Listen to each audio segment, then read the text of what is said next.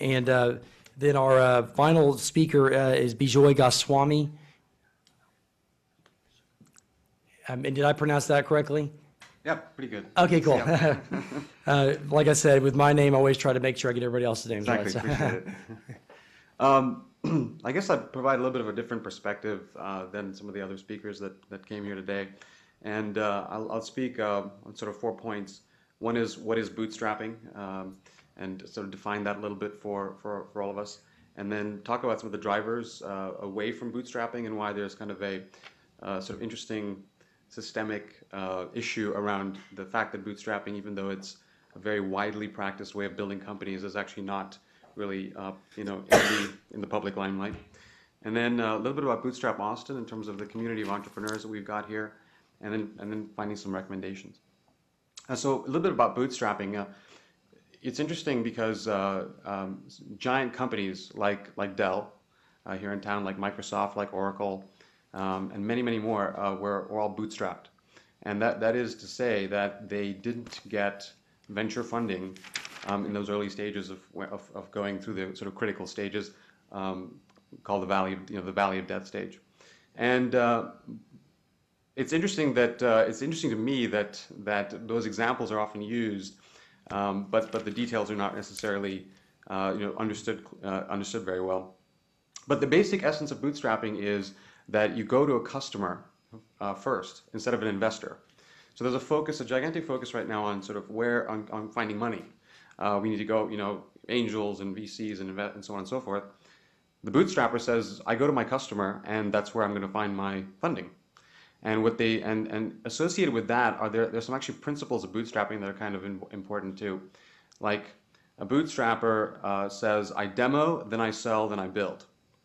Now, the traditional logic is, well, if I have a product, I'm going to have to go and build this product and put it out there and then sell it to a customer. The bootstrapper says, no, I'm going to build a demo of the product, show that to a potential customer, and then get that customer to pay me and then go build the product. So, there are other things as well, how bootstrappers build their teams and so on and so forth. So it's a less of a focus on planning, and it's less of a focus on capital raising from investors, and it's all about customer interaction. There's also interesting. There's sort of 3 critical stages in bootstrap in your really early companies. We talk about the ideation stage, which is when you're sort of thinking about it. You're at your corporate job and you're thinking about your new venture. And then when you make the leap off, you enter this valley of death stage that Mark mentioned. The source of that term actually is actually a local guy named Darius Majubi, who's I'll talk about a little bit more later. And then the growth stage. Now, what's interesting about the valley of death stage is that capital is actually the worst thing for the valley of death. You've heard the phrase, necessity is the mother of invention. We can modify that to say necessity is the mother of innovation. Let's look at Dell as an example. When Michael Dell started his company, he was selling computers out of his dorm room. Now what he realized was, I don't have any money, so what am I going to do? Well, he used the demo, sell, build philosophy. He went out to customers and said, hey, do you want a computer? Great. What do you want on it? Then he went back, ordered the parts, and built the computer. What ended up becoming Dell's competitive advantage, and if you talk to anyone at the time, they would have said, that's just not the way you build a computer company. You don't go direct. It's now not controversial, but actually at the time it was like, why would you do that? So the entire competitive strategy of Dell, which is what Dell has really leveraged, which is that you go and you sell to the customer, you use the float, things like that.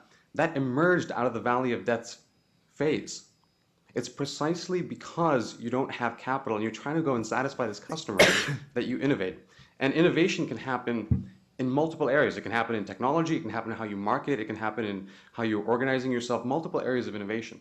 So it's a strange thing because we assume that we need capital for these early stages, but actually the reverse is actually true. So now, so it's interesting to me because it's mystifying about why bootstrapping isn't sort of more widely known and practiced. I have a couple of ideas on that. One is the companies themselves are responsible for the myth making. So if you go back to Microsoft or Dell, the story that you'll get from the marketing department is that Michael Dell started this company with the vision to sell direct to the customer. Or if you talk to Microsoft, Bill Gates started Microsoft with a vision that there should be a PC on every desktop. That just came out, that just happened to come out in 1984, like literally 10 years after Microsoft was a real company. So there's a marketing spin that happens that we want to tell stories, and we want to say, this entrepreneur had this grand vision, and then he went out there and he planned it and then he executed it flawlessly. It's just not true. The primary business of Microsoft today is operating systems. For 10 years, the first 10 years of Microsoft's existence, they did nothing with operating systems. They were in a completely adjacent, separate industry. And they stumbled into operating systems as a result of a few interesting events. So that myth-making happens by companies themselves who want to kind of tell a story. It happens, interestingly, at the university level. So the kind of entrepreneurship that's taught at universities tends to be the one that's focused on planning, business planning, raising money, and things like that.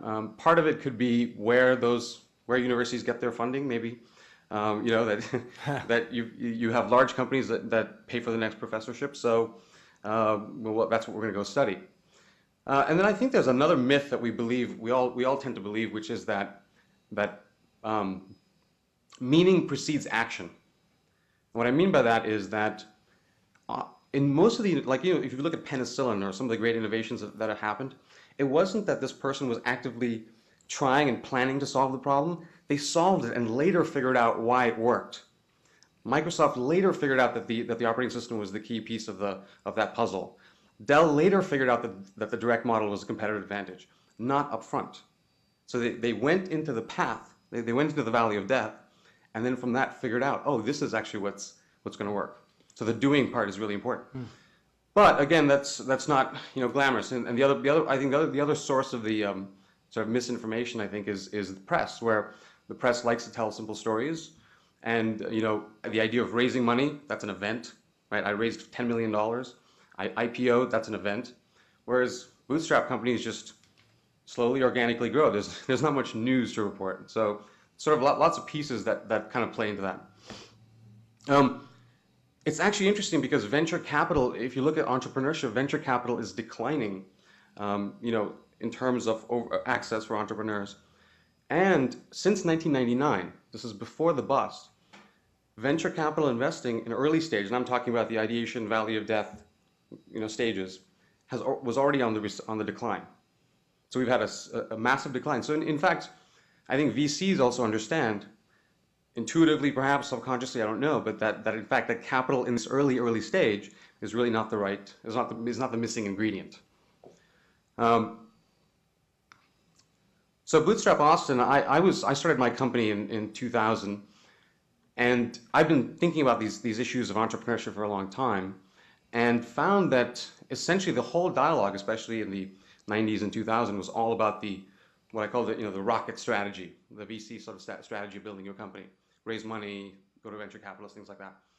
And I just found no voice and no community for entrepreneurs who wanted to take another route to building their companies. So I just gathered a few of my friends and we got beer at the Ginger Man downtown and started off with 15, 20 of us, and then it kind of sort of emerged from there. So right now, Bootstrap Austin is about 500 plus entrepreneurs in Austin.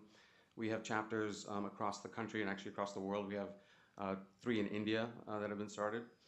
And we have subgroups that deal with sort of how you take the bootstrapping philosophy or idea and apply it into things like film, music, publishing, software, and things like that. So, a lot of these industries, there's specific applications for that.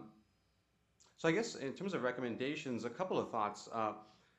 I'd say one is, we need to encourage academia to really study bootstrapping. I think there's maybe a total of 3 academics that I know about in the US, one in Columbia, one at Yale, and then Darius Majubi, who I mentioned here at IC Squared, who actually study bootstrapping and make a science out of studying bootstrapping. So most of the focus is on the other. So I think we can encourage academia to sort of do more work in this area. And right here in Austin, we have this gem of a guy who really, really gets it in terms of what is involved and what the pieces of the puzzle are. Second is I think we can enable more bootstrap communities. What we found is entrepreneurs, need a place to be able to come and share their problems and sort of commiserate and talk about the challenges and solve problems together. So that community piece is huge. The other piece is really the education around bootstrapping. You know, I think we can put together things like a boot camp, for example, where people can really understand and really demystify entrepreneurship. At some level, entrepreneurship has been mystified into this complex process. It really isn't that complicated. And so I think if we can educate, and we can do that pretty quickly and effectively, then we're going to be able to foster more entrepreneurship. That someone realizes, wow, I can incubate my idea in the ideation stage while I'm working my job. I can do these 3 steps, get it going. Then when it's ready, I'll jump off and get, traverse the valley of death. Oh, this is not that difficult. So I think we can do that too. The other thing is I wouldn't try to simulate again so what Silicon Valley is doing. You know, everyone looks at Silicon Valley and says, well, what did Silicon Valley do? Again, here there's differences in the stories we're told versus the reality of how Silicon Valley kind of emerged. Silicon Valley emerged very organically. Stanford was a big part of it, so on and so forth. But Silicon Valley today is much like Hollywood is in films. Silicon Valley's entire cost structure is geared towards venture funding and venture investing. You think about renting an apartment in San Francisco is $2,000, where a bootstrapper would just office out of your apartment. Well, in Austin, it's not $2,000. Okay, we have a competitive advantage in bootstrapping rather than sort of necessarily in venture funding. So I think, and Hollywood, LA is the same way. LA is not the place where independent film is happening. So I think we got to sort of not necessarily look at those models, but just think about what our unique competitive advantages are and encourage things along those lines, because that way we're going to really, looking at the past, I think history is very important, but it never tells you kind of how you should navigate the future, because all the variables are different. So if we say, for example, I think Austin has such capability in music and interactive and things that are not silicon based. But if we say we need to have a silicon industry, in Austin, then we'll scope the problem like that. And this entire world that's greater, perhaps even bigger, will not be, encouraged, fostered. So those are some of the ideas that I had on that. So you pronounce your name Bijoy or Bijoy. Bijoy? Bijoy, this is, again, very fascinating. Council members, do we have any questions? I think it's fascinating as well, and especially the aspect about keeping Austin affordable is a real competitive advantage. And we're looking at ways to have more affordable housing, and especially for people who are bootstrappers and those in arts, film, and music, which is also a competitive advantage for innovation here in Austin. Council members, affordability is something you've been interested in?